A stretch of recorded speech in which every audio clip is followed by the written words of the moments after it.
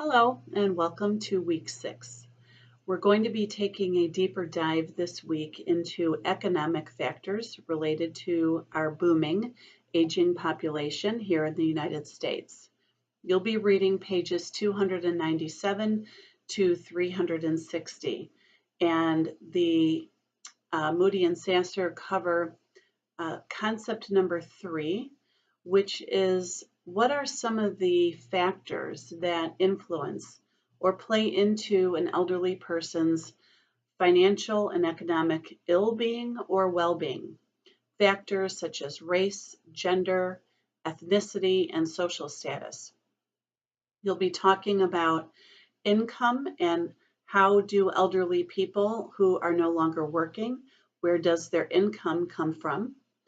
I'd like you to be sure that you understand the differences between Medicare and Medicaid.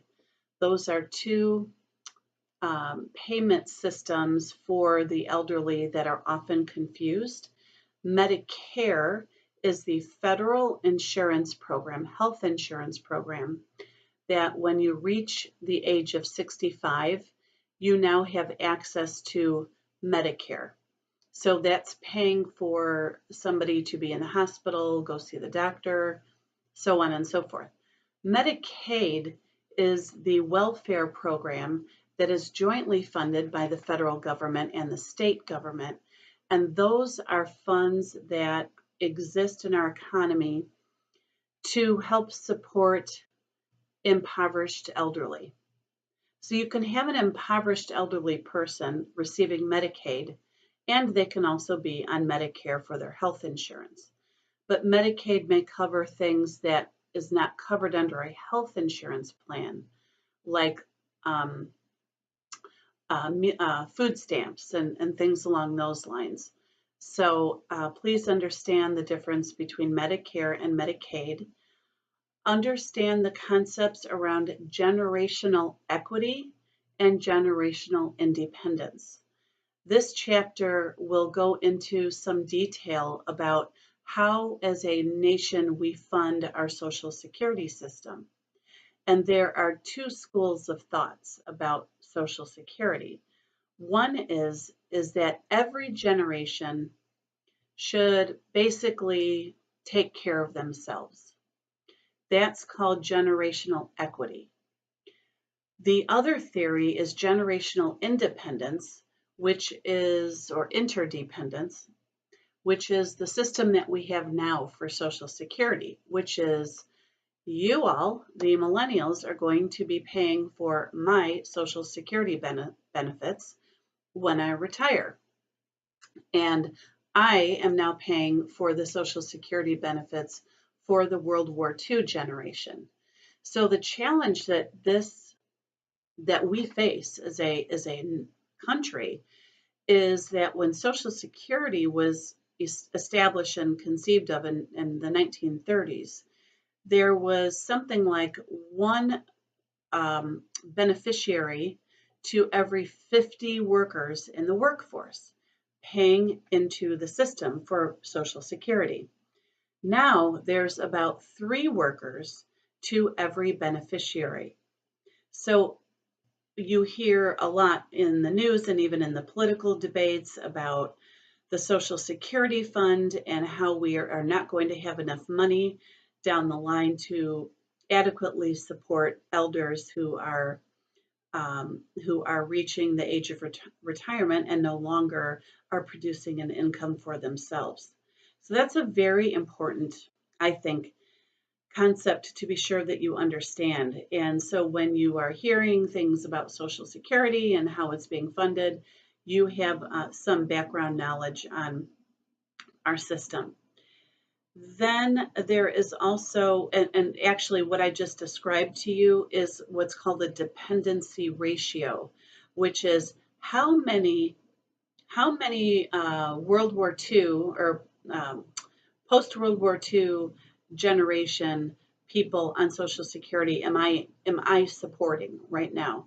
How many people depend on me? And so dependency ratio is looking at this concept of as we have a larger aging society, is going to require more workers in the workforce to support all of these people. And how many baby boomers are you going to be having to support when my generation gets into our retirement years?